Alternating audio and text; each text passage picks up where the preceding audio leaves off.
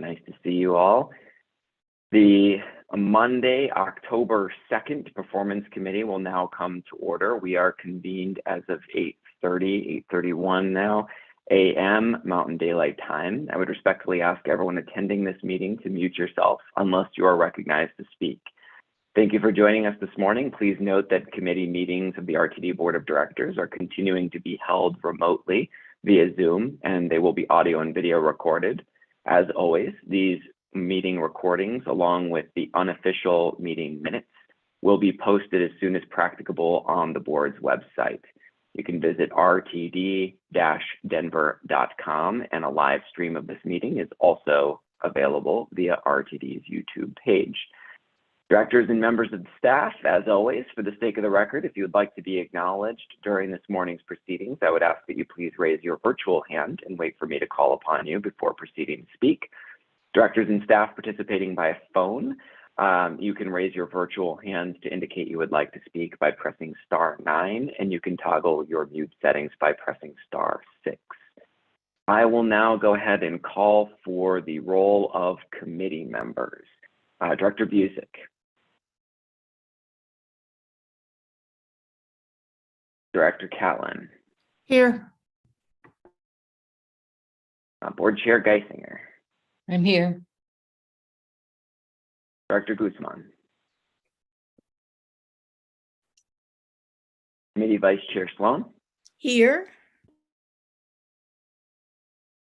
And I am here. And I see Director Guzman, you have joined. Yes, I am here. Sorry, I'm having some technical problems. No problem. Right on time. Thank you. Just calling the roll. So perfect timing. That is 5 committee members present, 1 absent, with the absent being Director Busick. For the sake of the record, I also see that we are joined by Director Rosenthal. Thank you for joining, Director. All right, we'll now move into the public comment section. I'll open up for public comment to anyone who'd like to address the committee regarding any topic listed in the published meeting agenda for the current and for the immediately preceding month. If you wish to speak and have not done so, you may raise your virtual hand or press *9 on your phone. During this time, the committee will not offer any direct comments or responses. However, if you'd like to be contacted regarding your public comment, you may email the RTD board office at rtd.boardoffice@rtd-denver.com. I am not seeing any hands raised, and I'm not aware of any email comments that were submitted. Can the board office confirm? That's correct. We haven't received any specific outreach regarding this committee meeting, and I also likewise do not see that there's anyone here from the public who is indicating an interest in speaking. Okay. Thank you, Mr. Kroll. Appreciate it. With no participants in the queue and with no emailed comments, we'll close public comment at this time. We have no recommended actions this evening. This morning. I'm so used to evenings at RTD. We have 2 discussion items this morning, but no recommended actions. The first item is the results of the 2023 employee survey and the data evaluation. I'll be handing this off to Ms. Leah Riley, our Chief Administrative Officer. So Ms. Riley, would you please go ahead and proceed with presenting the item? Great, thank you so much, Chair Davidson, and good morning, members of the committee. Give me just a second to get this set up for screen sharing. Thank you for doing the screen share. I'm going to do this one. Hold on just a second. And then let me know if that works. Do you see the slide? Looks great. Okay, thanks so much. Again, as the chair said, I'm here today to present to you all the results of the 2023 employee survey. So what I'm going to cover with you all today is Mr. Chair, if I may, I'm not able to see her presentation. I don't know if it's just me or are there others having that problem. Oh, it's showing up fine for me. I see it. Everybody else able to see this? Okay, Okay. all right. So it's something happening with my Zoom. Thank you. Sure, no Great. problem. Okay, sorry about that. Mr. McKee, I am also unable to see it here at Lake Street, so. Huh. Would you like me to continue? Or do you want to pause so we can get the issue resolved? can any committee member raise their hand if they are unable to see the presentation? Okay, seeing none, let's go ahead and proceed with the presentation since the committee can see it. Ms. Riley, thank you very much for that. And if there's something that IT could assist with, or the board office might be able to help with those at Blake who are unable to see it in the background, that would be great. But Ms. Riley, please go ahead. Thank you. Okay, sure. So I'm going to be covering the Employee Net Promoter Score. I'm going to be going over a new score that I'll talk more about later in the presentation. It's the Composite Index Score. I'll cover the results of employee satisfaction with internal services, and then also questions about overall work experience. And then I'll cover some highest and lowest positivity metrics to talk more about what that would be, what we would address moving forward. So first, I want to share with you some information about how the survey was administered and structured, and then talk a little bit about response rate and participation throughout the agency. So in administering the survey, we did it over a 4-week period to align with work shift selection. We did this, we supplemented this with 23 in-person events at 9 different facilities. And employees were given several means to complete the survey. They could do it at the events with a tablet or a printed survey. It was made available online via SurveyMonkey. And we also had printed copies available at all of our operations and maintenance facilities. So the survey had 5 job-related questions regarding department, work location, tenure, representation, supervisory status. And it also included the measurement on the Employee Net Promoter Score, which I'll get into later in the presentation. And it gauged employee satisfaction with 11 internal services. And this was done using a Likert scale that ranged from very satisfied to very dissatisfied. And also using a Likert scale, it included 17 positive or negative response questions regarding several aspects of employee ownership. And lastly, we included 5 open-ended questions to allow for more qualitative feedback regarding employees' work experience. Our response rate this year was excellent. 47% of active employees completed the survey, which is an improvement from the already impressive 37% from last year. As you can see from this slide, our total employee count has changed in the last year. So you can see the actual numbers here as well. So some of the things that likely impacted survey participation, increasing it this year over last year, is the survey period was longer, 4 weeks this year compared to 2 weeks last year. And the paper option, we didn't do a paper option last year, just introduced that this year, and 17% of the respondents used the paper. So we'll continue to do that. We also had some challenges with some of our technology that we were using for the survey and the in-person events last year. This year we have tablets and they functioned much better and were much easier to use. Even though the survey was longer this year because we included more open-ended questions and had a few more internal services, we still had a greater response rate. This slide, you can see the percentage of responses by department, and you can see that they mostly align with employee counts in the various departments. So for example, bus operations has the most employees in the agency. They also have the highest response rate for the survey.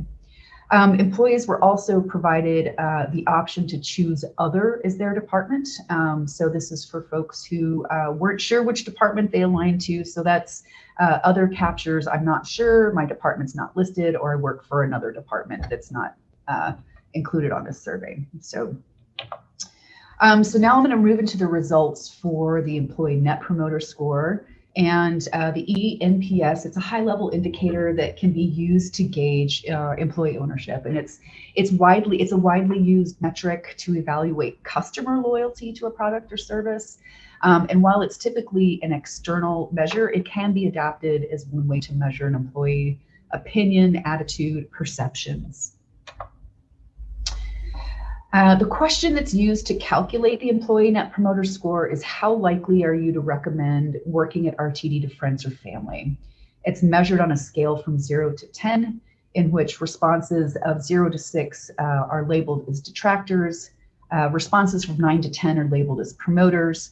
The percentage of the detractors is then subtracted from the percentage of promoters, giving the overall Net Promoter Score, which is measured on a scale of -100 to +100.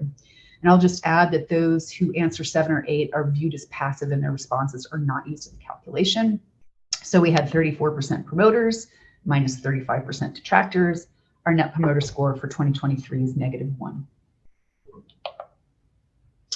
So comparing this year's Net Promoter Score to last year's requires a little bit of a discussion because we used a different scale last year in our employee survey. We used more of a Likert scale in 2022.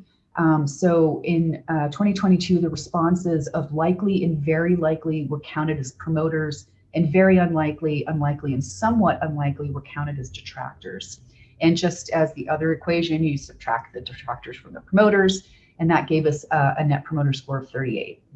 This is not the industry standard for a Net Promoter Score calculation. So comparing the 2022 eNPS to 38 of 2023's eNPS of -1 is not an apples to apples comparison. So we fixed that. So what we did to compare the 2022 scale to the 2023 scale, researched mathematical equation that you can do to convert a 7-point scale to an 11-point scale. So the data conversion that was conducted was reviewed and validated by our internal auditors at Rubin Brown. So these numbers are solid. So the conversion of the 2022 scale results in an employee Net Promoter Score of 4. So 4 in 2022, -1 in 2023. Next, I want to talk to you about the Employee Composite Index Score, which is a new metric that we introduced in the 2023 survey. And more agencies are moving towards this score because it's a more robust reflection of employee engagement and satisfaction. So like other composite index scores you may know about, the one that we used in our employees survey takes the average of 6 questions that capture engagement, support, and safety. So understanding how your performance is linked to the success of the organization, feeling physically safe in your work environment, feeling comfortable taking risks, expressing ideas, speaking up with questions, admitting mistakes, knowing your supervisors invested in your growth and success, having the tools to do your job, and feeling safe from crime in the work environment. So for each metric here, the percentage of those responding agree or strongly agree are captured and then cumulatively averaged to calculate the composite index score. As you can see here from the starred questions, these are new metrics that were added to the 2023 employee survey to generate the composite index score. So we don't have a comparison of those to 2022. As you can see, our composite index score is 62%. So now I'm going to go into the responses related to satisfaction with internal services.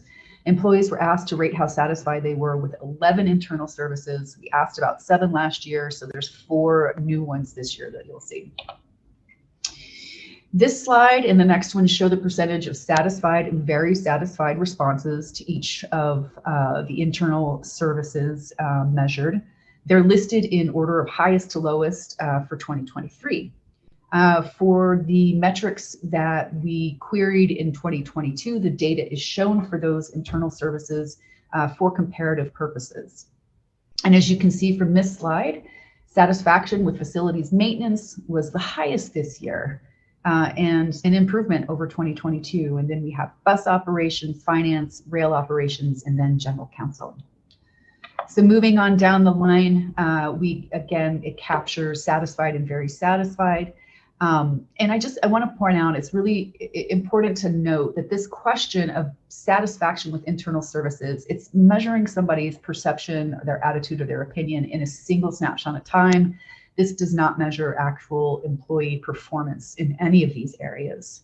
So moving down to the list, again in descending order, satisfaction then goes to civil rights, IT, communications, engagement, human resources, transit, police, and then the lowest favorability is for contracts and procurement. The next 4 slides are going to show you the responses to agency-wide favorable 17 positive negative questions. It's divided amongst 4 slides. that show the data for 2023. Afterwards, in the presentation, next there'll be a comparison to the 2022 data for the questions for which we asked last year as well.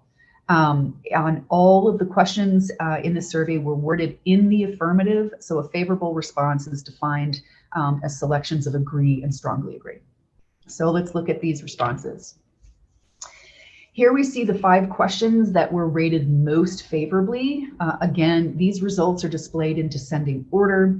The metric with the highest favorability overall at 83% of survey participants agreeing or strongly agreeing is my supervisor treats me with respect. This is fantastic. Great news. This is followed by understanding how employees' role influences agency mission and vision, how their performance is linked to the success of the organization, having trust in their supervisor to make decisions that align with the values of the organization, and understanding RTD's mission and vision. Moving down the list, where favorability is still in the 60% range, there's positivity around receiving frequent and meaningful feedback, feeling physically safe at work, psychological safety, and supervisors being invested in their employees' growth and success. And favorability for the next 4 metrics starts to decline a little bit. These show favorability for receiving feedback and contributions to organizational success, trust in department managers to make decisions that align with the values of the organization, having these resources to perform your job, and feeling that individual perspectives are invited and valued. And these are the lowest 4 metrics: having access to professional development opportunities, being adequately informed about agency news, projects, and initiatives, being tools to provide to grow their career, and feeling safe from crime in the work environment, which was the least favorable metric overall by quite a bit. So now I want to talk a little bit about the metrics where we had the largest improvement, and then our lowest favorability about how there are improvement opportunities within those results. So let's start with the largest improvement. We saw the largest improvement about understanding the agency's mission and vision. In 2023, the Employee Ownership Task Force changed the wording from vision and direction to mission and vision. And in the survey, we also added the wording of mission and vision to the question, because the question is really intended to get at whether the employee understands it rather than they've memorized it word for word. So 70% of all survey participants agree or strongly agree, which is a major improvement from last year. The right side of the slide breaks out the data for how supervisors, non-supervisors, represented and non-represented employees rate this question, with supervisors and non-represented employees being more favorable. Another question that showed significant improvement this year is about internal communication. We changed the wording on this question for clarity, changing in 2022 was agency developments, and this year we gave it a little more definition to agency news, projects, and initiatives. And 56% of all survey participants agreed or strongly agreed with this question. This question had the lowest percentage of favorable responses last year. And again, this year it's still in the bottom 3, but it's the 3rd lowest, so there's some improvement. And you can see that supervisors were more favorable to this question than non-supervisors, and that non-represented employees were more favorable than represented employees. So let's talk about the improvement opportunities we can identify from this survey. These 3 metrics were ranked lowest in the favorability overall. The 3rd lowest is what we just discussed, what had a significant increase in favorability in 2023, but is also, again, in the lowest overall. So next lowest is tools to grow my career, and in the lowest overall, by quite a stretch, as I feel that I'm safe from crime in the work environment. So now that we have these results, I'm going to just talk briefly about what's next to take actionable steps to move the needle. These 3 metrics with the lowest favorability are going to shape the work of the Employee Ownership Task Force. The task force is a group of mid-level to frontline employees who come together to define solutions to the challenges the agency is facing regarding employee ownership. And because the employees who make up the task force represent various departments throughout the agency, represented and non-represented employees, and because they're on the ground, they have the intimate knowledge of which solutions are going to work and what can actually be implemented. So they're best situated to make recommendations to leadership on strategies to move the needle. The task force is broken into 3 subcommittees, each focused on one of the metrics that you see here, and they're supported by a management champion to guide their work towards implementation. In addition, internal focus groups are being leveraged to dive into causal factors for the internal service metrics with the lowest favorability to understand pain points and course correct service delivery where feasible. So let me close out by saying that employee ownership is important to all of our strategic priorities. After all, we are people who move people, and it's our employees who provide customer excellence, and in doing so provide value to the community, and they contribute to RTD's financial success, thus creating a continuous cycle. And as individuals, each employee contributes to the agency's mission and vision through their work. Employees are the foundation, and only through their work will RTD achieve its vision of being the trusted leader in mobility, delivering excellence and value to our customers and the community. Thank you. Thank you very much, Ms. Riley, for the presentation, and to all who worked on the survey. I'm going to open up for questions and discussion. Just before I do, I'll note that committee member Director Busick has joined us and is now present. And I will also note for the sake of the record that Director Tisdale has joined us as well. So once again, Ms. Riley, thank you for the presentation. Questions, comments, discussion from directors, please. Yes, Committee Vice Chair Sloan. Thank you for the presentation. In general, excellent results. And I have one comment and one question. The comment is, it does occur to me that this workforce, at least the frontline operators, doesn't have much opportunity to interact during their work day. So it's an unusual workforce, and I appreciate your efforts to make them a cohesive group. I had one question about the subjective open-ended comments that the employees had an opportunity to give. Could you give us the gist of some of those comments? Thank you. Sure. Chair, may I proceed answering the question? Okay, thanks. Yeah, please go ahead. Thank you. Yeah, we had over 1,700 responses to those open-ended questions. So as you can imagine, they ranged, they were all over in responses, but largely we tried to bucket them into themes, quite a bit about employee safety and security, both from represented and non-represented employees. Lots of feedback about understanding how news and information is shared throughout the agency and suggestions to improve it. Quite a bit of feedback about ideas to improve management or complaints about direct supervisors. Some of it, helpful, some of it not. And then that's really largely it. It was really a very difficult to make sense of the 1,700 plus open-ended responses because they were all over the map. But we tried to do so and make sense of it. And the entire, Deborah, I see your hand is raised, that the entire leadership team, as well as the general manager and CEO, read all of those responses and have taken them into consideration. So Deborah, go ahead. Mr. Chair, if I may?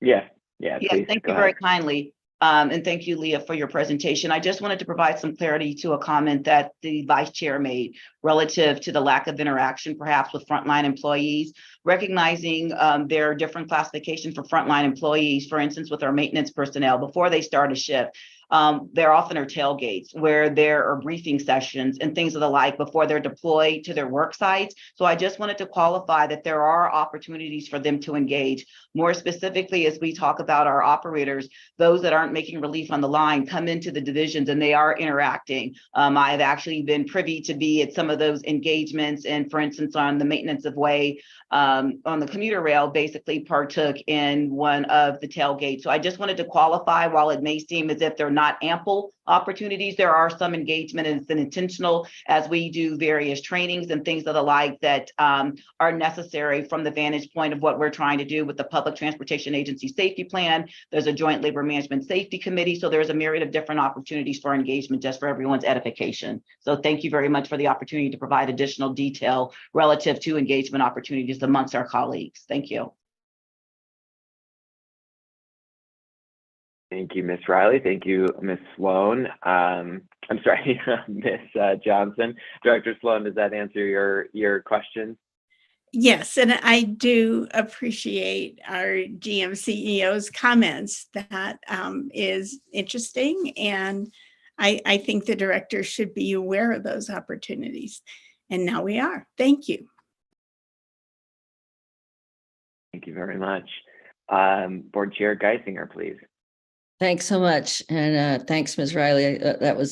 This is super helpful, very interesting. I agree with your, sort of comments on the 83% of people who say my supervisor treats me with respect. I think that's really great. I'm not sure that's been the case all along in the agency. So that's a nice change. There's some in that, in the listing of particular kind of departments and the agency that I noted, and two of them that went down kind of significantly were civil rights and contracts and procurement. Is that partially people not exactly knowing what's going on with those, or what do you think that's attributable to? So, Deborah, I see your hand raised. Did you want to answer No, that? please go. Oh, sorry. Provide some greater context as it relates to the organization. Thank you. Sure. So, anecdotally, what I can share, we have done quite a bit of, we've ramped up hiring this year. So with civil rights, anytime we hire an employee in the organization, represented or non-represented, it is a requirement of the FTA that they go through an EEO review for fairness in compensation. So we have ramped up hiring, and we also have lost staffing in EEO. So EEO concurrences in hiring have taken quite a bit longer than they had in the past, which has caused some frustration. That's anecdotally. The responses to the civil rights questions, or the favorability, is one of the internal focus groups. So we have detailed results in the background on the survey of which departments rated civil rights the lowest, right? So we're doing follow-up work with focus groups with those departments to understand what their pain points are and how we can improve satisfaction. And with contracting and procurement, there have been quite a few changes to course correct the way that we are doing business with the organization to ensure that we are adhering to FTA requirements, as well as having to respond to several audits. Contracting and procurement thus has placed additional requirements on staff in terms of paperwork, reviews, et cetera. So it has slowed down some of the processes in the short term, but it'll improve it in the longer term. So again, anecdotally, that's what I think is happening with contracting and procurement. But again, we're doing focus groups to understand what's going on there. And since I did say that things did get slowed down a little bit this year, I do want to say that it's going to speed up next year. We are currently implementing OpenGov, which is an online format to build your contracts, advertise your contracts, get all the paperwork processed. So it's going to be much more streamlined and reduce time to process all of our contracting documents. Thank you. Thank you. Mr. Chair, if I may. Yeah. Yes, So, please yes. go ahead. So thank you, Leah, for that information. And just to provide additional context. So when we look at our Division of Civil Rights is comprised of various offices that support adherence to federal compliance, as Ms. Riley indicated. But I think what's more specific relative to the low areas that showcase, i.e. contracts and procurement, there is quite naturally a nexus as it relates to civil rights. We basically have a disadvantaged business enterprise program in which we have to ensure there's a level playing field when we leverage federal dollars, and then more so with our small business office that we leverage when we use local dollars. Recognizing that we have put it in place in light of our commitment to ensuring that everybody has an opportunity to do business with RTD. A procurement cannot go forward if you first have not had an assessment done by the small business office. So this is the new way of doing business holistically for individuals that were so steadfast in the way in which we've done things for decades. So there is a nexus, as you can clearly see. Then more specifically, as Ms. Riley indicated, recognizing equal employment opportunity, it goes beyond just, compensation compliance. It's ensuring that basically we've assessed applicants in the appropriate fashion, whereby we're looking at their years of experience.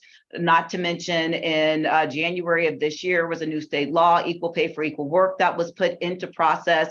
And keeping in mind that while we may have added a couple of recruiters to the human resources department, we didn't hold steady with that with EEO. So quite naturally, when you look at the organization holistically, their one commonality is through the hiring process. And I can tell you that I have spoken with individuals directly when I have engaged, and that's a constant pain point. So as we prepare the budget process for 2024, and what you all will see, that there is clear alignment relative to anything regarding EEO. And what I've done intentionally is asked staff, when you put forward a budget request, let's quite naturally understand what the regulatory compliance issues are. Is there an impediment for you to do your core business, and what are the interdependencies? Because oftentimes in this organization, we would put forward requests and nobody would look at the interdependencies. So it's a new way in which we're doing things holistically. So to Ms. Riley's point, I'm very optimistic that you'll see a shoring up of various things, especially as we go forward with contracts and procurement, quite naturally, to have firsthand trainings as it relates to what's happening. And then more specifically with civil rights, there will be a presentation presented to the leadership team, because I will say that I don't believe that everybody understands the requirements from a disadvantaged business enterprise, do not know the difference between race conscious and race neutral goals, and how basically we are able to use the North American Industry Classification System as relates to having readily available vendors that can do the work that meet the requirements. So I give you that for context once again. Thank you. Thank you. That's very helpful. I have one more question, if I may. Yeah, please go ahead, Chair. The change in the Net Promoter Score from the way we did it last year to the way we did it this year, if I understood you correctly, it was to align us with a more standard system throughout the transit industry. And then the change in from 2022 from 38 to 4, I guess, just to be sure I understand, does that have any consequences or considerations for us? Is that a new baseline? Is that what we've set? I'm a little confused by that. Thank you, Chair. Ms. Riley, would you like to go ahead with that? Sure. So if we were, the way the industry measures the Net Promoter Score is on an 11-point scale.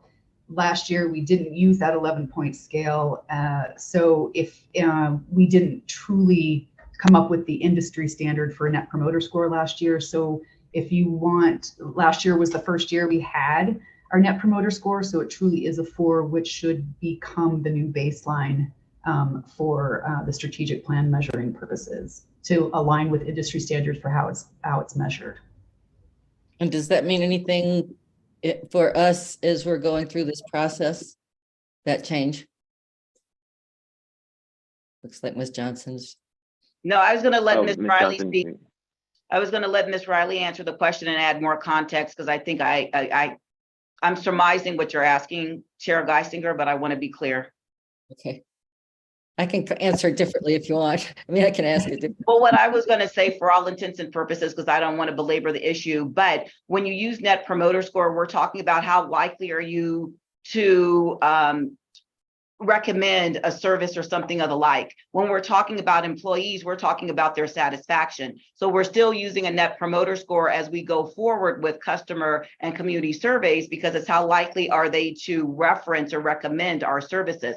So when Ms. Riley's talking about the composite score, as we were working with employees, it's not more or less how often are you going to recommend somebody to work here. While that's important to us, that's why we're doing both. We want to understand the overarching satisfaction of employees that are here, because basically when you think about it holistically, those are our ambassadors going forward. So that's why we have leaned in and had a discussion with the leadership team and also with employees relative to having a composite score and a net promoter score. So I just wanted to qualify that we're not throwing the net promoter score out the window, but recognizing this last year was the first opportunity for us to create a baseline relative to what we're doing here at the organization with our most valuable resource, which is people.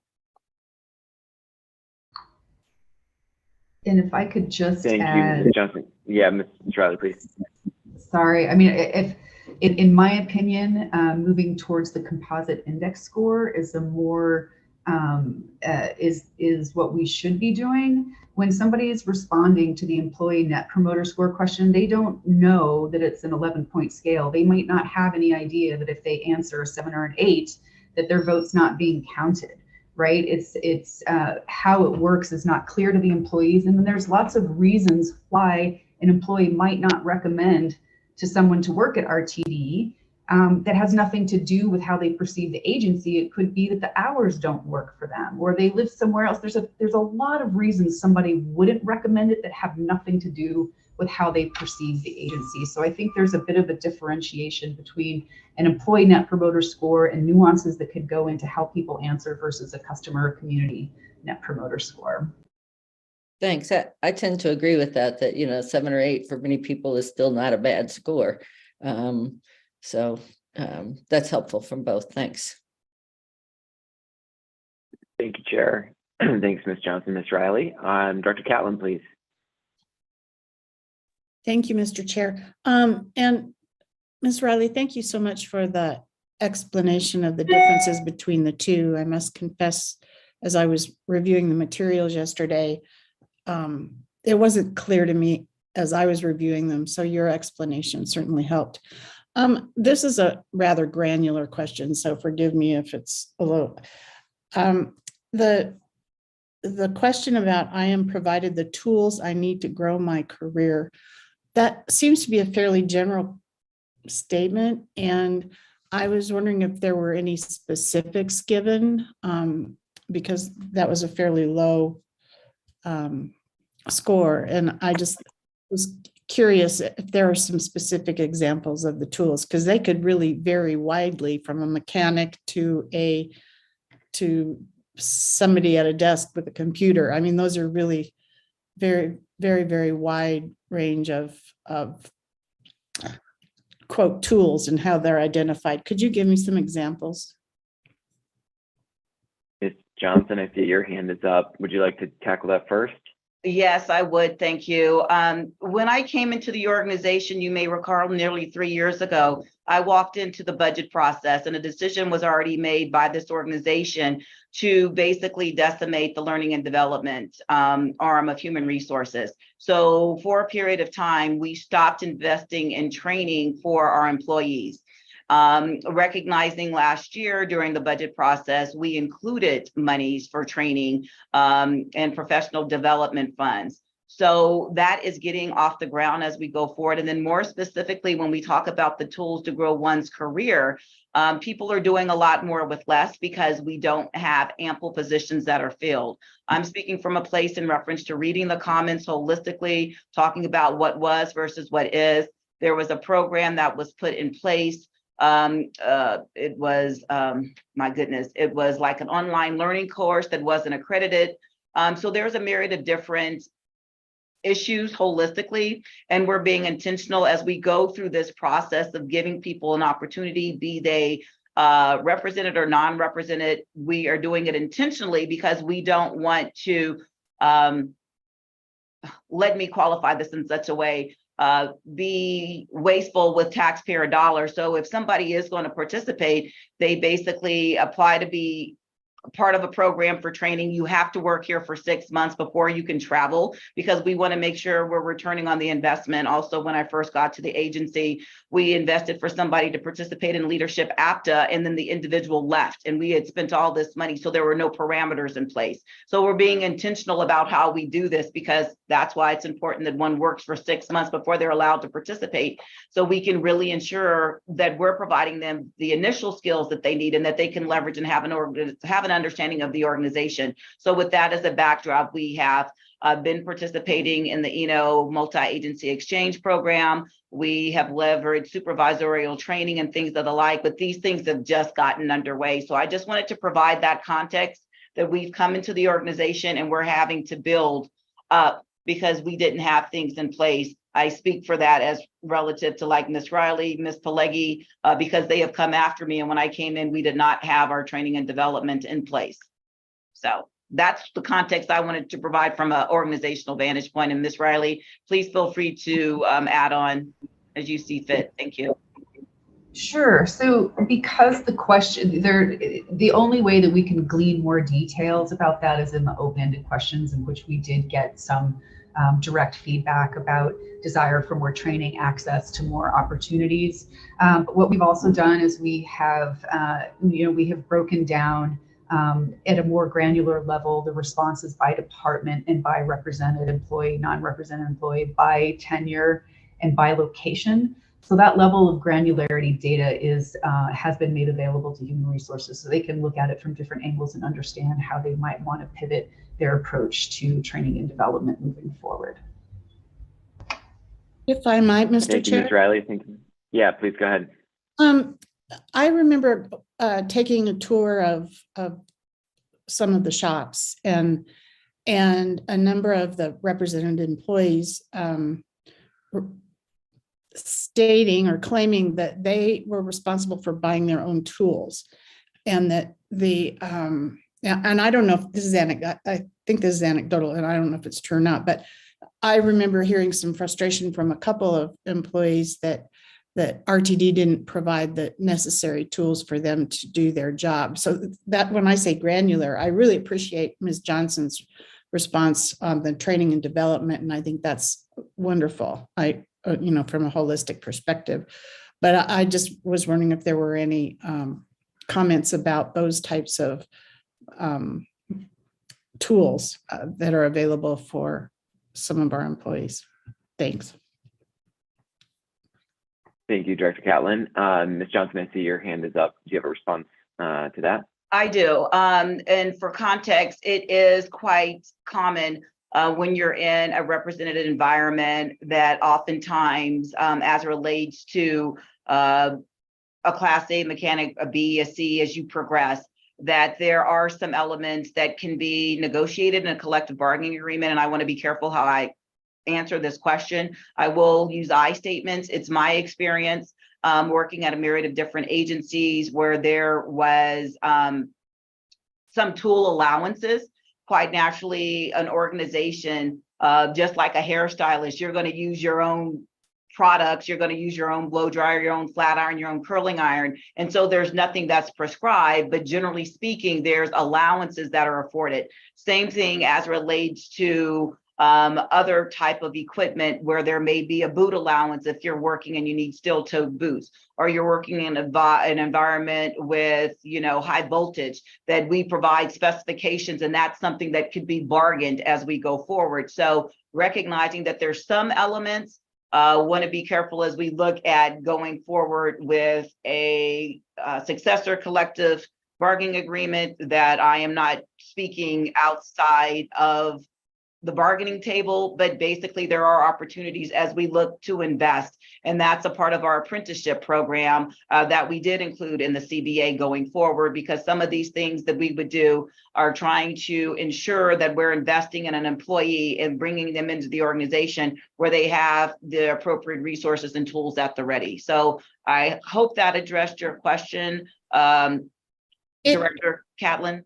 It did. Thank you very much. And as I said, when I heard this, I know it was anecdotal and completely out of context, but I was just wondering if there had been any comments about that from our employees. But that answered my question. Thank you very much.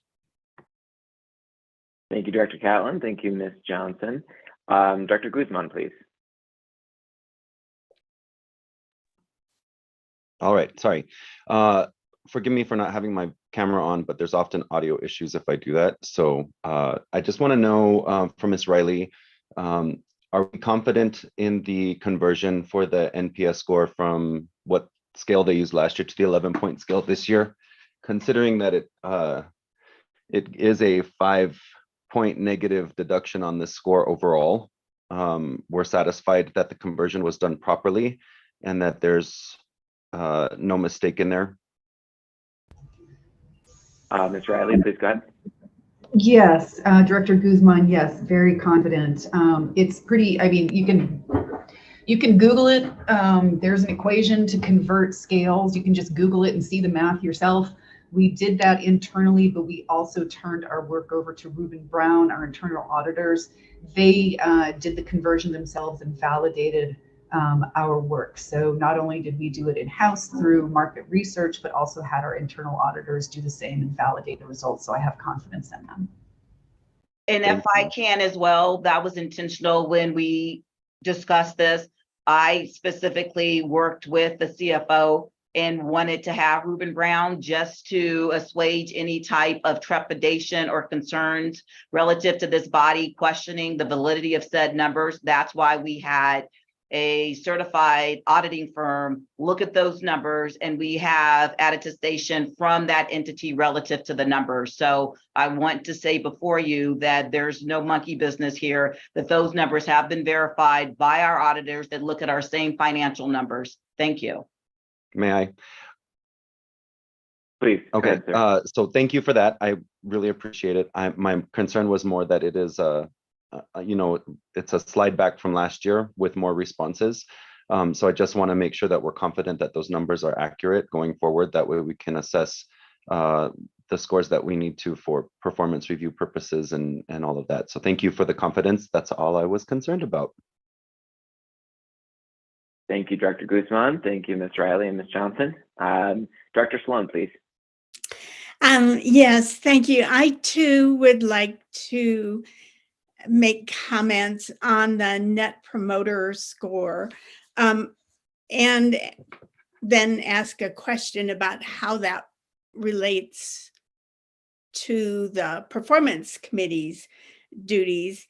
It's my recollection that the board established the Net Promoter Scores as a metric only after a sales pitch by the mediator at the time. So it wasn't really that the board was invested in Net Promoter Scores. It was really encouraged by TransPro, and it is now part of our strategic plan, and it's not 2026 yet. So while philosophically, I'm really accepting of the more helpful nature of a composite index score, I understand that we are committed to the Net Promoter Score as long as the strategic plan is in place. And the strategic plan sets a success outcome for the agency. Here's my question. How does that relate to the performance evaluation of the GM CEO? Thanks. Yeah, sure. Thank you, Director Sloan. It's a great, important question. I have some perspectives I can share on it, but Ms. Johnson, I see your hand is up, so please go ahead if you'd like. Yes, thank you very much for the opportunity to offer comments. I just want to qualify and say, in my professional experience, I have used Net Promoter Scores at different agencies. So while the perception could have been perceived as a sales pitch, this is something I wholeheartedly supported so we can compare ourselves with other transit agencies. Oftentimes there's references made to peer agencies when we talk about the level of service in which one is providing, contingent upon the nature of service delivery and things of the like. So when Ms. Leah Riley presented her information before us, we do state as it relates to community value and customer surveys, and I made reference to that as well, that we are still using a Net Promoter Score because we are interested in things threefold relative to one, promoting working here at the organization, but more specifically, we want to know how satisfied they are overarchingly with their role here collectively. So as we talk about it, NPS, it is something that is used mainstream in the service industry quite naturally. If any of you fly, any of you use hotel services quite naturally, there's always a response. How likely are you to recommend these services? And this is still valid as we look at the NPS and how it came through the Harvard School of Business. So I just wanted to qualify that going forward. I will yield the floor to the chair because I am committed to utilizing what we have established quite naturally as we look at our strat plan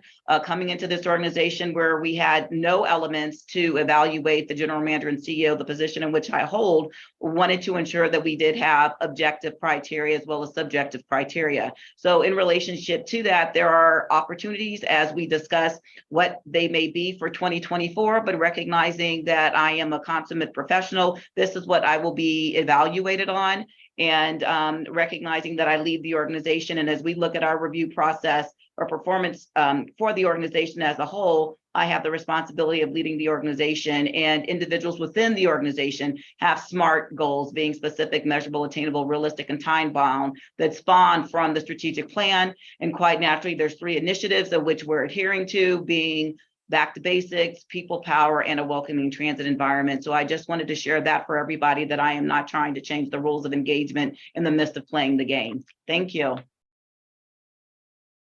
Yeah, thank you, Ms. Johnson. So this may actually dovetail into a question and some comments I have about NPS. And but first, Dr. Sloan, directly to your question about how this impacts things from a performance standpoint. I mean, by the numbers, this would represent not achieving the goals, the objective weighted success outcome criteria we set out for and established in as adopted last year by first the performance committee and then the board at large.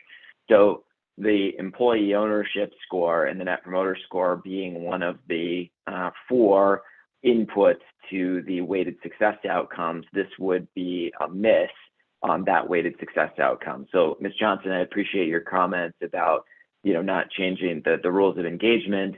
I think what you're alluding to is there are, the way you're managing your team right now is with SMART goals that are a little bit more short-term in nature. I think, Dr. Sloan, if I'm reading in the subtext of your question, is that, this is a difficult metric to be using on an annual performance basis, which I do think it's within the purview and responsibility of this committee to recommend changes on as we approach next year and going forward, which certainly I'm supportive of. But just to specifically answer the question, this would represent a miss on this one of 4 weighted success outcomes as adopted by the board last year.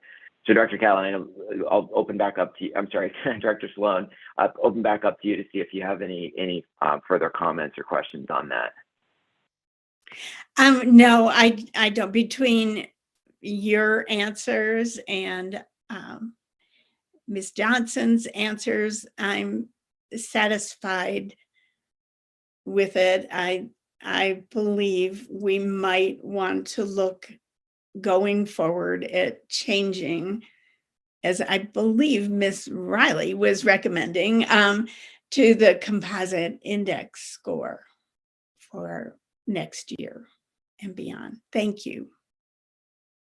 Yeah, thank you, Dr. Sloan. So this dovetails into one of my thoughts and comments, and then I do have a question. I actually have 2 questions, but about the surveys. I personally really like Net Promoter Score, but to me, it's in the private sector, we think of it as a midterm. It's a leading indicator of what long-term revenue and business goals might look like, which I think is very obviously different for us here. But it's hard to measure on a constant short-term basis how you're doing. You form your hypotheses around where your problems are and what's creating detractors or what's creating people to be passive. And the passives are really important, although it seems like their vote doesn't count. Without realizing it, when we give a 70% or 80%, we're thinking we're being good. But there's a lot of really good data that suggests that we will not then go out and take our own time to promote we wouldn't put the branding on something we own or something of the like. So I think what I've always struggled with is, to me, from an agency standpoint, this feels longer term, or certainly at least midterm, several years out, being able to influence this. And then it's up to this board and our general manager to determine what in the near term is going to influence things. So I have a question related to this, because noting that our net promoter score has moved down, although really, just let's say what it is, we're on the low end of things right now. And in an environment where we have to compete with workforce, it's pretty important for us to see if we can get our own team to recommend. I think the composite score gives us a great view of how satisfied folks are, and it talks a lot about retention, but it also, I think, could help guide us form hypotheses about how we could get passive or detractors to become promoters. So one of the things I was just wondering about is, do we have the data from these surveys when we've asked questions about how likely are you to recommend, and we have composite score data? Are we able to link the two together to be able to say, well, okay, looking at the dissatisfaction or the strongly disagree statements, for example, are we able to look at those by detractors, by passive, by promoters, so that, let's say we wanted to take a targeted approach at folks who are relatively satisfied but are currently passive and not necessarily promoters, if we want to move them into promoters, what are some of the things we could target? Do we have those kind of linkages in our data to look at that net promoter score to where we are from a composite and maybe a shorter term view? Part of your question, I think, is best answered by our market research people in terms of like validity of how you link those two measures. What I can say is we do have the data in the survey. It is the level of granularity just goes to department, location, tenure, represented or non-represented status, and supervisory versus non-supervisory status. So we can look at the data to understand by which department, perhaps even by location, where we have more dissatisfaction than elsewhere. So that data does exist. We don't go into any more granularity because we want to commit to our employees that there's anonymity, so they feel comfortable answering the questions positively. We do have in a short to midterm work plan, the next 12 to 18 months, we are focusing on people power along with back to basics in a welcoming transit environment. And in the people power, we're looking at employee retention is one of the tactics in there. So as I mentioned, the employee ownership task force will be engaged in working on that. And also HR has the data at the level that I described in thinking about employee retention. Thank you for commenting on that. And Ms. Johnson, I see your hand is up. Do you have a comment on that as well? Yes, I do. And Ms. Riley did touch upon what I was going to say, and I just wanted to elaborate. Just for you all's edification, when you look at bus operations, you have to understand that we're talking about a large swath of employees, because within bus operation, not only do you have administrative personnel, you have fleet maintenance, you have transportation, and you have all of these other different elements that feed up. So there's all these different business functions. So when we talk about the differences, and to the point that Ms. Riley referenced, the anonymity piece of it, when we went out with this, we wanted to ensure that people could have a place where they can exhibit, where they could experience psychological safety, because what I have garnered from engaging, it's fear of retaliation. If I tell you I think this place sucks, what are you going to do to me going forward? So we have to get to a place whereby we create that level of trust. And that's why that one response where, the respect for the supervisor, we've been building upon that, and that's intentional.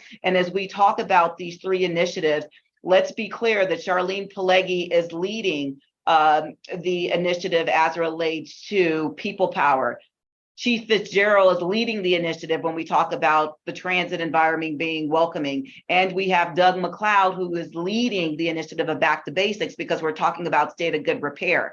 So as we look at all of these things holistically, it will give us an opportunity. And as we go into each and every one relative to their SMART goals, it's what we're doing to work forward to create a more cohesive transportation environment. And so where we talk about the nexus with the data, I appreciate the question, Chair Davidson, because you and I talk about data a lot. It's going to take us some time to get to that place where there's a clear-cut nexus, because we didn't have that before. So I just wanted to qualify that when we're talking about our organization, bus operations alone, there could be like, 1,500 employees just there as we try to figure out who's on first, because often what we've discovered, somebody didn't know how to identify themselves in the respective department, because people use the term department interchangeably, whereby they're in a work function. But bus operations, I may think to myself, no, I'm a fleet mechanic. I'm not in bus operations. And so it's creating that nexus. Thank you. Yeah, thanks, Ms. Johnson, for the answer, and Ms. Riley. Yeah, I think, like you said, we've talked about data a lot. I mean, the beauty of this is we can make some data-driven decisions. And the reason for my question is just thinking about, okay, well, let's say we wanted to target, bus operations. Let's just use that as an example of where we could improve our, where there's promoters sort of on a micro, scale, looking at that division. Whether we wanted to look at different elements of satisfaction and dissatisfaction and what we might be able to move. So I appreciate the comments on that. And that actually leads to another question, which may be rhetorical, because it may be something that Ms. Johnson, we want to address as we start looking at your goals for next year. But a probing question for thought to the committee, and I think to Director Sloan, your point around what do we actually use from a performance standpoint is, I would be curious, Ms. Johnson, how you're looking at this data from the Net Promoter Score standpoint of seeing where we sit and a little bit of a step back, looking at the data of where we have in the composite score, great progress on where employees agree or strongly disagree, but where we have those opportunities for improvement, and how you're partnering with Ms. Pelagi and her team to frame up those SMART goals and what a SMART goal might look like around people power reacting to this data for you.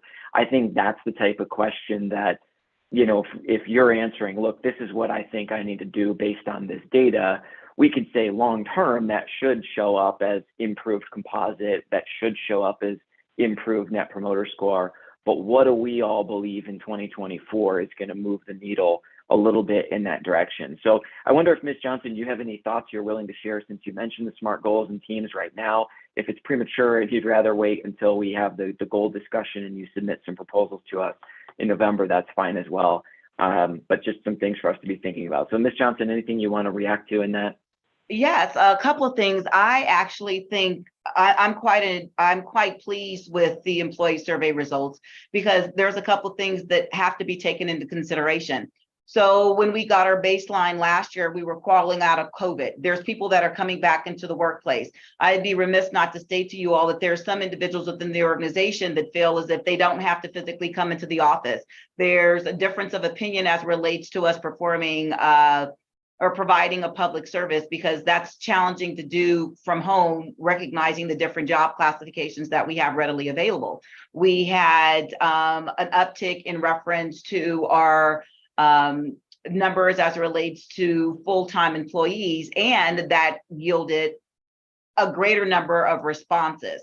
And so we're not comparing apples to apples, it's more or less like apples to fish. But what we were able to get, reading through those open-ended questions, I see that there is a willingness for people to lean in and engage wholeheartedly. Just last week had an employee forum, and I thought it was very, very good relative to people standing in their truth and being able to voice their concerns, comments, or overarching support without fear of retaliation. So I think all of those things are positive. So getting back to the question that you posed relative to where we are holistically, I believe that we will have a better opportunity to gauge what we endeavor to do, because as it relates to the hiring process, keeping in mind that we've been intentional with our budget development, asking the question, and let me qualify, we still have a lot more work to do. So this has not been the panacea that cures all ailments, but we've been trying to be more intentional around the budget development process, because here at this organization, it was not done in a transparent fashion. And that's no disregard for Mr. McLeod's efforts. I'm talking about culturally speaking, that we did not bring people into a room, somebody's pitching what they want in a vacuum, not speaking in a place where we can see the interdependencies. Because if I need additional vehicles and safety, but I did not talk with Fred Worthen, who has the responsibility overseeing fleet mechanics, how do we know that we can basically procure an additional vehicle and that can be maintained? Where will that be? So all of these different things are intentional as we build upon things in the future, because let's be clear, one individual's goals are going to feed up into their division, to their department, to the agency, and it is more or less like a flow chart that comes full circle. So yes, I'm going to be intentional when I set my goals, because they are going to be predicated upon back to basics, people power, and a welcoming transit environment, because how could they not if everybody else in the organization has those? And those three are something that we collectively agreed upon as management and leadership teams that feed back into community value, customer excellence, employee ownership, and financial success. So I would be remiss, and we would collectively be remiss, if I had goals outside of that, because then how could I ensure that comes to fruition if I had no skin in the game? So I hope that answers your question in a broad brush fashion. It does. Yeah. Thank you, Ms. Johnson. I appreciate it. And I think we'll look forward to getting into the specifics of those goals then. And I think how they flow is really important. And I think for this committee here, being willing to move outside of the Net Promoter Score metrics that we've taken on each year, and perhaps considering those, I'm not saying we have to, but considering those as long-term goals and aligning with those SMART goals that the entire team will have, that will flow up and down, sideways, left and right, I think would be a good thing for this committee to do before the end of this year. Director Guzman, please. Thank you. I wanted to mention two things. Ms. Riley, thank you for doing this work and making sure that everything got taken care of for us. It's great to hear the presentation. I'm a little upset with the number, but I am not surprised, I have to say. Working at Starbucks, we're facing the same issues in terms of doing our responses, because we have people that are required to be in the store to do that work, right? And so having people that are physically present to do a job is causing a lot of angst and consternation, because why? You can do your job from home. We're zooming into this meeting, right? We have that ability, but this is an administrative part of an agency, not the physical part of it. So I'm concerned about how we are going to turn that corner. And I don't know how that may or may not impact the results of this particular survey, but I know it has a great impact amongst myself and my partners at my Starbucks cafe, when we have to show up to work, and it's just really hard to do that sometimes, right? And we see our managers not in the stores and our managers not showing up. And so it is apples to fish, as sometimes we're wont to say, but it's really the same thing. It's just two different workforces doing two different things, but the industry at its essence is the same, a service to humans, right? And so I have a concern about that. And I only bring that forward, particularly for Ms. Johnson, because I think that's something that has to be tackled, but I don't think anybody has a panacea or a silver bullet to deal with it. But I know that that is top of mind for a lot of younger workers who we would be trying to engage with, and potentially new employees, right? And so when we're talking about not promoting the RTD being a great work environment, and we're asking that question, what is it, and trying to do it, there's not, I might challenge Chair Davidson a little bit, necessarily a surgical way to move the needle. It might be a more cultural shift that needs to happen, and I'm not sure how to make that happen other than having employees that are really excited. And so there's an old idea that I have and learned a long time ago. 10% of your employees are always going to be your cheerleaders. 10% of your employees are always going to be your naysayers. And the 80% in the middle are going to go with the loudest group, right? they're more likely to move one way or the other depending on who's louder. And so being one of the cheerleaders at my place of employment, I try to be loud all the time. And when I feel negative, I really have to engage with the management, the supervisors. So that supervisor score particularly highlighted for me something. That trust being built is creating that team of people who are willing to be cheerleaders. I think we need to stay focused on that trend, but also when you can engage the naysayers and you can engage the people who are in disagreement with the idea that it's a great place to work, we need to figure out why. And we have to lean in and dive in there. And I know that's hard work to do because sometimes you're hearing stuff you just don't want to hear. And sometimes there's no way to change it. But I'm not sure, looking at this data, I'm not sure how that's happening or how that could happen. And I only bring that forward because I really do want to see success with this.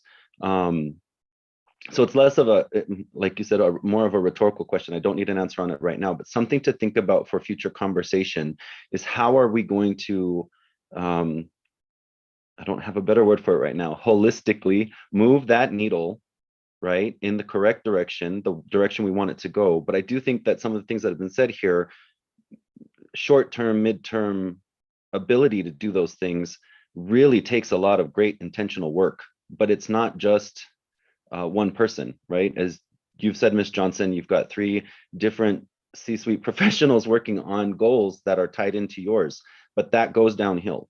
And so I'm trying to keep grounded in the boots on the floor and the operators and the mechanics that are doing this job every day and have to show up to make this agency run. How do we get from the C-suite down to that part of the agency and make sure that that work is being completed properly? And there's no easy answer. I'm simply putting it forward for all of us to consider when we're talking about making goals and when we're talking about making quick moves. It might look good for a quarter, but it may not last for a full year. And what happens in a year may not look great in 2 years. And so we need to figure out a sustainable path forward. And I hope that everybody's working in that same vein. I guess, sorry, I know it's a little bit verbose, but that's my thought right now. Thank you. No, thank you, Director Guzman. I appreciate the comments and understand where you're going with it, and appreciate the challenge. I am an engineer, so you'll find I always gravitate to numbers with the blind spot of zooming out, but data can tell you where to look. Yeah, thank you for the comments. And I do see that Ms. Johnson's hand is up. So Ms. Johnson, please go ahead. Yes, thank you. And I'm not going to attempt to answer the question, but I just wanted to thank Director Guzman for his comments, because it takes all hands on deck. Because as I share with individuals all the time, without the employees that comprise this agency and without our customers, there's no need for me, there's no need for any of us, right? And so with that as a backdrop, recognizing that there are individuals, to the point that he raised, that are very vocal and that are cheerleaders. I had the opportunity to engage with an individual that started working here and came from BNSF, who said that they love working here and was commenting on some of the questions I got during my employee forum. There are some individuals that know what they know as it relates to this organization, and they haven't been able to experience anything else. And so then there's others that come into this organization saying, oh my God, you guys are so generous with, the opportunity to telework and do all these other things. So it's all about perspective, and it's not going to be a cookie cutter approach. And as we look at this holistically, it's engaging with employees to discern what might be optimal. So when we talk about our remote work policy, while we have, certain requirements, it doesn't mean that that's the end all be all, because there could be an exemption. And it's up to that leader of that department to say, hey, there is a need. We're trying to attract this talent where there could be an exemption. So as we hone in and lean into the moment, we have to understand what those pain points are. It gets back to that design thinking, because we may have to pilot something, after we ideated around what could possibly be a solution, and go back to that group and discern, is this the appropriate adjustment at this point in time? Will that be the same for a continual period? We don't know. But I just wanted to say, Director Guzman, I hear you loudly and clearly, and there are various people, and Ms. Riley indicated that we do have an employee ownership task force that basically is coming from different facets of the organization where they can talk about what may best address their needs and their work environment and leverage that going forward. So it's not somebody like me sitting in my office dictating or issuing an edict. We want to understand from those people's perspective relative to what might make their work environment optimal. And that gets back to the psychological safety that's paramount. Thank you. Thank you very much. Appreciate it. Thank you to everybody for the conversation on this. Ms. Riley, thank you for the presentation. It is really helpful to have a look at all this type of data. Appreciate it. I know this performance committee is gathered here for assessing the performance of the general manager and CEO this year, as well as the agency. But I think there's a bigger picture here and bigger story that is really helpful to get this look at things, especially with people power continuing to be one of our major problems and challenges that we're addressing. So thank you for the presentation. I'm going to close out this discussion item. Again, thanks for all those who participated. We're going to move into the next discussion item, which is respect to the general manager and CEO pay range. I think we can keep this relatively simple and straightforward. We've talked about the Gallagher report a number of times. Earlier this year, we revisited the general manager and CEO's employment contract with the agency, as well as the compensation analysis, which was performed by Gallagher. But what I did want to do is, as I mentioned last time, with the passage of the compensation philosophy, one of the key notes, and apologies, I'm just going forward in my notes here, in the compensation analysis from Gallagher, one of the proposed next steps was to align their findings with our compensation philosophy. As well pointed out to us, we didn't have a compensation philosophy that was recent. We have now passed that. So we need to go back and take a look at the Gallagher report. For those that will recall, in the general manager and CEO's contract, we did contractually agree to do this compensation analysis. Folks will remember that we then ended up tying a compensation increase that would come from this analysis to last year's performance, for which we did 0 increase. There's a number of things the committee is going to have to look at adjusting. What I would like to mention is one of them is passing a base salary range as recommended by Gallagher. So when Gallagher performed this analysis for us, they ultimately arrived at 2 different recommended base salary ranges for the position of general manager and CEO at RTD. Recommendation 1 was made to be consistent with non-represented employee pay structures within the agency.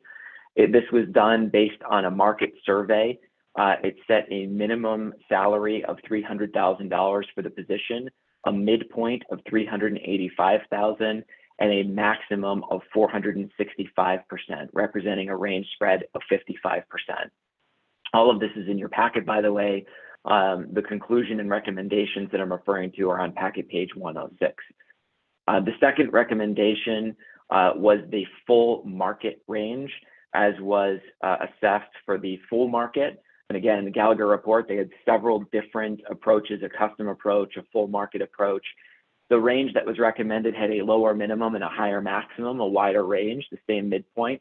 It was $280,000 at the minimum level, a midpoint of $385,000, and a maximum of $490,000, with the spread being 75%. The recommendation by Gallagher was that this board would adopt one of those ranges. On a go-forward basis, we need to be transparent about the pay range for the position. And then separate from this, to ensure that the current general manager and CEO's pay structure and base salary aligns with the compensation philosophy of the agency. Separate from the pay scale and range itself was looking at what the percentile and of the current pay is within. The general manager's pay was found to be at the 47th percentile of the full market analysis. So the performance committee has a couple things to determine with respect to this. I'm committed to work in partnership with our Chief People Officer, Ms. Pelegi, now that we do have a compensation philosophy, to structure some ideas about how we might address some potential misalignment we have around the current pay structure and our compensation philosophy. But I would propose that at the next meeting, we adopt one of these two pay ranges. I do want to point out that these pay ranges, as well as the percentile analysis of where the current general manager and CEO salary is, was done a year ago. So we are a year out of date on those numbers.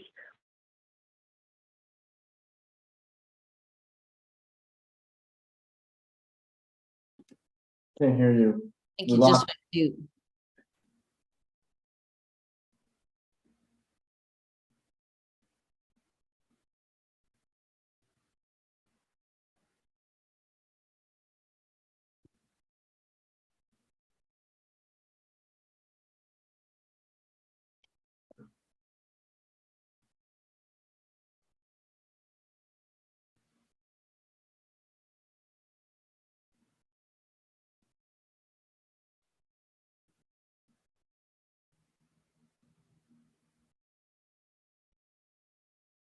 Hi, everybody. My apologies. Can you hear me okay?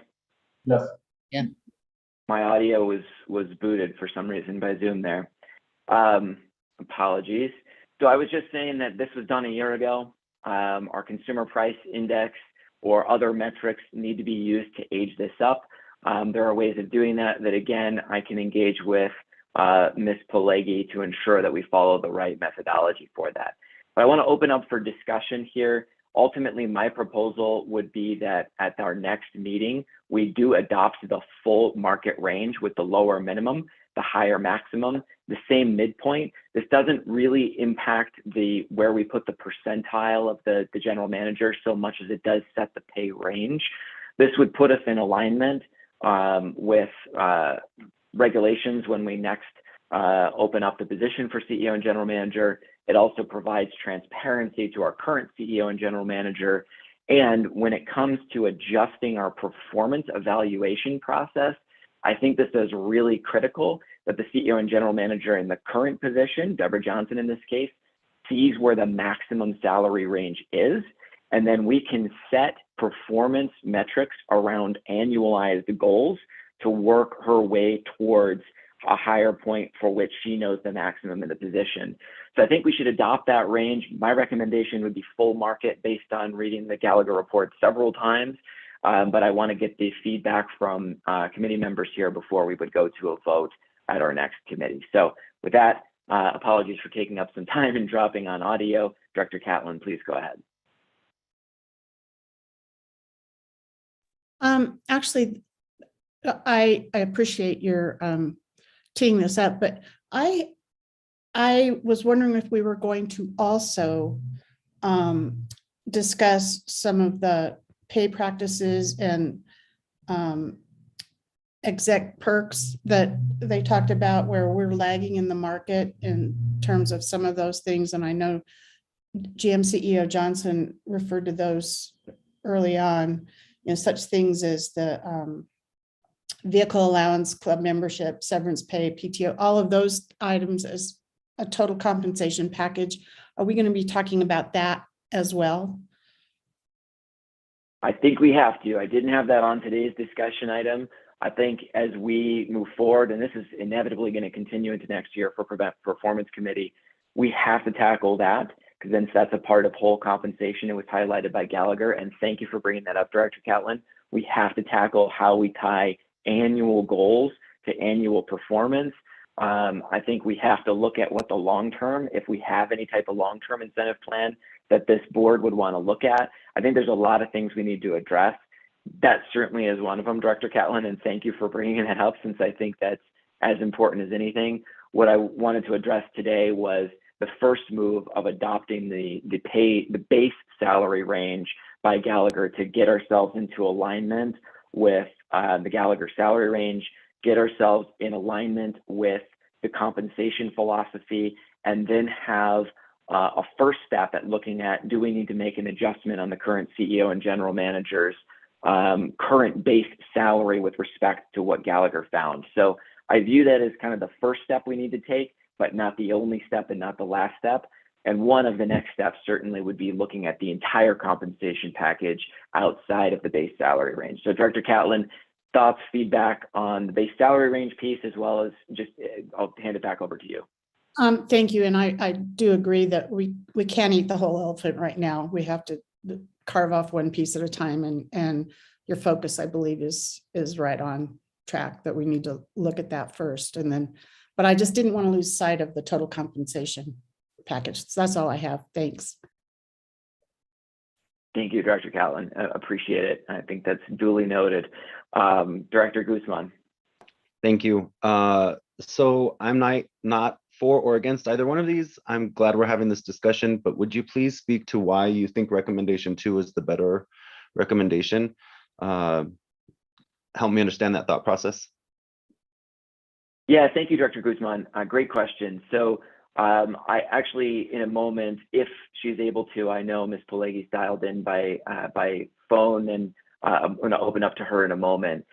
In reading the report, Director Guzman, I personally believe that the full market analysis that was done by Gallagher, which encompassed public and related private sectors and looked very broadly at CEO and general manager compensation, I believe that us selecting a range that aligns with that full market analysis is the most likely for us to be competing on. So the second recommendation, I'm sorry, the first recommendation, recommendation 1, which was ensuring alignment internally to non-represented employees, that's kind of us talking to ourselves. And in a competitive environment, we're looking at the entire market for who would fit in the CEO and general manager seat. So the full market analysis, personally, in the approach that Gallagher took in the report, as well as just looking at the competitive environment we're in, makes more sense. I also always like the idea of having a little bit more range on it, having that lower minimum, that higher maximum, based on how we may change the priorities around the position itself. What I was thinking about handing off to Ms. Pileggi, and thank you, I know you're remote here, was I did have the opportunity to ask her a question around concerns that if we don't go with something, the recommendation that aligns internally, whether we have any concerns around internal pay. And Ms. Pileggi had a great answer around that I'm wondering if you might be willing to share with the committee, Ms. Pileggi. Sure, thanks, Chair Davidson. So Charlene Pileggi, Chief People Officer. First thing I would say is to your question, Director Guzman, Director Davidson's response was spot on about it is a more external facing range and takes in, and frankly will be more competitive out in the market, including in transit agencies, as we've seen salaries, newly negotiated salaries increasing for GM and CEOs in the transit sector. With respect to the specific comment or question around that you asked, Chair Davidson, compensation, this is just for the GM and CEO, and there was some concern potentially that there would need to be an adjustment if we moved either recommendation, frankly, whether it was recommendation 1 or 2 that the board chose to adopt, that would then result in a significant increase to the next level within the agency. And that is not, in fact, the case for 2 reasons. The main being that even the 20% that was referenced, and I think, Chair Davidson, that's what you're speaking to here, or we're hoping I would speak to, that was just to make sure that's your standard compression. So you don't want to have your next level of reports should have a 20% spread between a minimum 20% spread between a direct report and their supervisor. But also we would need all those positions. So using my position as an example, I report into the GM and CEO. My position needs to still be market-based, and it needs to be competitive with the market. So there's a couple restraints in there. And then thirdly, there's a fiscal restraint. So I know that in particular for the GM and CEO, the compensation philosophy references the fiscal ability for the agency, and the same holds for all the staff to which GM Johnston has purview and oversight in setting those salaries. It also, she has the onus to ensure that she is monitoring fiscal responsibility as well. So I hope that's the key points that you were looking for. If I've missed anything, let me know. Thank you, Ms. Pelleggi. That's exactly what I was looking for to. Director Guzman, any further questions or comments on that? Just one comment, which is to say, and I'm not playing games, I know where I stand on it, I know which one I want, but there may be some other people that have concerns about using the recommendation number 2 on here, and we need to be able to speak to that. So thank you for those answers. That's why I asked. I'm sure it will be challenged, rightfully so, and we just need to be able to edify our response no matter which direction we go. So thank you for that. I appreciate you. Yeah, thank you, Director Guzman. A good point, and certainly when we bring this back as a recommended action, both to the committee and to the board, good thoughts in terms of rationale that we should include in the discussion. Chair Geisinger, please. Thanks. A quick question. So whichever range we go with, the full market or the survey, are these the numbers that we would then use at some point if we're looking for a new CEO to meet Colorado law? For instance, full market range, would we be advertising it's 280 to 385 to 490 or something along those lines? Yeah, thank you, Chair Geisinger. It would. This would be used as the basis for posting a new position. I would also say it would weigh in very heavily if we were to pursue any type of contract extension with our current general manager and CEO. But yes, this would represent that published range. And the range will, move up because we'll have to look at the aging of the last year, which is something that we, as I said, I'm committed to doing between now and on the 16th in partnership with our subject matter expert on this, Chief People Officer Pelleggi. So recognizing the numbers will change and move forward or up a bit, yes, this would form the basis of that published range. And Ms. Pelleggi, is there anything you'd like to add to that more specifically? Yeah, I would just add that yes to the range, and also you do have the ability, and we in fact are doing this now with our non-represented postings. You can also include an anticipated hiring range. So there's the range for the position, the low and the top end, and then you can also identify your anticipated hiring range, and that also provides and sends expectations out to the market. Here's our range. We're not, if you're just interested because you want to come in and you're expecting you're going to get at the top of the range, you can actually communicate that your anticipated hiring range is not that. So you do have the ability to manage expectations and more specifically target potential talent. That's super helpful, Ms. Pelleggi, because I think that would be important to do. And I assume what that would look like with either of these ranges is the 385 and some limited range around that, since we said we want to be at 50% of the market. But, I tend to agree after going back through Gallagher that, we would go with the full market range. And again, I like having that other option that you're talking about. So I would tend to support that. Thanks.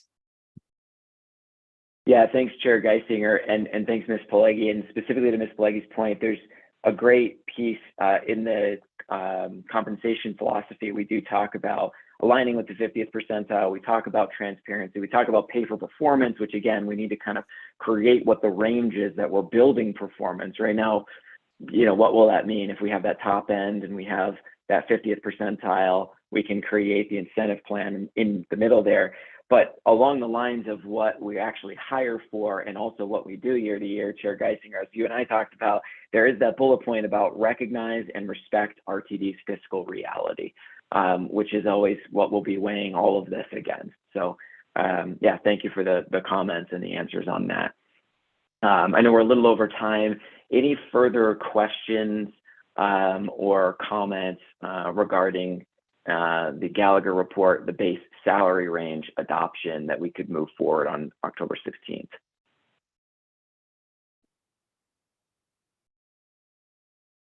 Great. Well, I'll just emphasize once again that thank you, Director Catlin, for bringing up the other aspects of compensation. I think those other aspects, along with performance, must be addressed by the Performance Committee. We set the range. That's going to guide it. I think in setting the philosophy allowed us to now move to setting the base salary range. Setting that base salary range is going to allow us to look at where that 50th percentile is, where performance is, and how to build a total comp plan that works and honors that statement of pay for performance that we have in the compensation philosophy. So please reach out to myself or the board office with any questions between now and then, and I will work in partnership with Chief People Officer Pileggi to prepare the item for us on October 16th with the adjusted numbers given the year change. With that, we'll close that discussion item. Briefly open up for other matters. I just have a brief point to make on the performance appraisal timeline. Really just want to emphasize we've got two very important meetings coming up. We have October 16th, where we'll get a look at the community value and the customer survey results, like we looked at the employee results today. And we will also then address the base salary range to make a recommendation to bring forward to the full board of directors. And then very importantly, we have the in-person performance evaluation of the CEO and general manager in November on the 13th. That just want to make sure to emphasize that then will be coming up.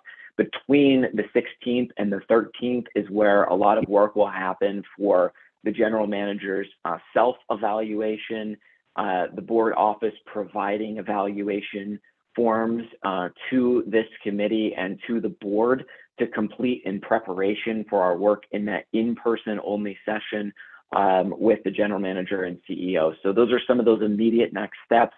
When we went through the timeline last time, I know we opened up for where directors want to be able to weigh in or if there's any concerns. I'll just reiterate, please feel free to reach out to myself or the board office with any questions or concerns or ideas on that. And with that, Committee Vice Chair Sloan, I see your hand is up, so please go ahead.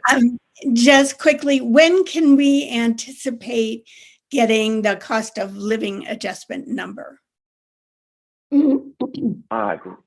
Great question. I don't have an answer for that myself. Is there anyone who might have an answer as to when we would expect the cost of living adjustment number or the COLA? Ms. Johnson, please go ahead. Yeah, so basically those come out on a quarterly basis, and recognizing that we would have to use the September 30 numbers. So those should be forthcoming. Thank you. Okay. Thank you for the question, Director Sloan. Thank you for the note on that, Ms. Johnson, that we'd use September 30th. Any questions, comments just on timeline here? Okay, great. Any other matters? All right. Well, hearing none, we will adjourn. So before we adjourn, just let me clarify, we'll be meeting once again on October 16th for the Performance Committee. Thank you to everybody for the participation today. I look forward to your participation again on the 16th. I know we're meeting a lot, but we're making some progress here after, I think this is important that we're working with this compensation analysis. I'd be remiss if I didn't note that it's been a year since we've had those results, and I thank the general manager for her patience. I thank the committee for your patience as we've worked through a process here. I thank Ms. Pileggi for highlighting the need to move forward with that compensation philosophy. And Ms. Snyder, thank you for entertaining all my questions about this contract. We have quite the many moving pieces around performance and pay in this contract, and thank you for preparing the presentation that's in the board packet. I would encourage directors once again to take a look at those, the contract and those notes, and please reach out to me with any questions, because I've been persistently asking Ms. Snyder for further clarification around all these different moving parts. So thank you to everybody for the participation. October 16th, I'll see you there. We will adjourn this meeting as of 10:08 a.m. Mountain Daylight Time. Take care, everybody.